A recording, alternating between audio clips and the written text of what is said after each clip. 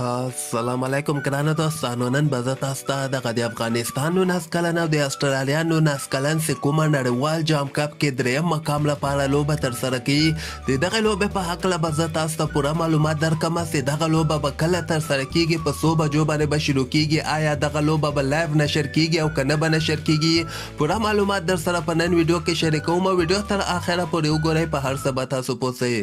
نو زه به تاسو ته وایم چې افغانستان 19 کلن به خپله اخرنۍ لوبه نړیوال جام کپ کې له استرالیا 19 کلن سره ترسره کړي. دغه لوبه به که خیر افغانستان دریم مقام لپاره لوبیږي. استرالیا یو مضبوطه ټیم ده، په همدغه ورلډ کپ کې پاکستان ته ماتې ورکړې وله، یعنې ډېره زبردسته لوبه ترسره کیدونکې ده.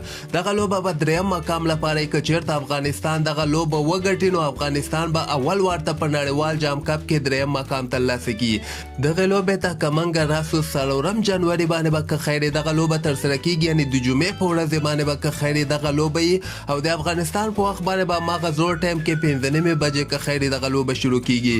او ښه خبر پکې دا ده چې دغه لوبه تاسو لایو هم کتلی سئ، یعنې لایو هم نشر کیږي په وطن تلویزیون او پی ټي وي نیشنل باندې موږ او تاسو دغه لوبه لایو کتلی سو.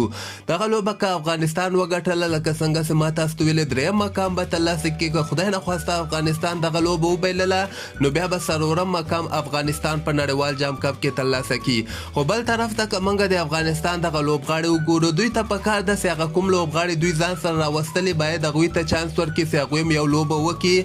خیر دغه لوبه که افغانستان که هغه نوي لوبغاړو ته چانس ورکړي ټیم باندې به دومره فرق نه وي، ځکه دغه کې بعضې ډېر ښه لوبغاړي هم دي. د افغانستان هماغه کمزوره نقطه چې کومه یوه ده، د بیټنګ کې ډېر غټ مشکل ده. د افغانستان سنګل او ډبل یې نسي اخیستلی.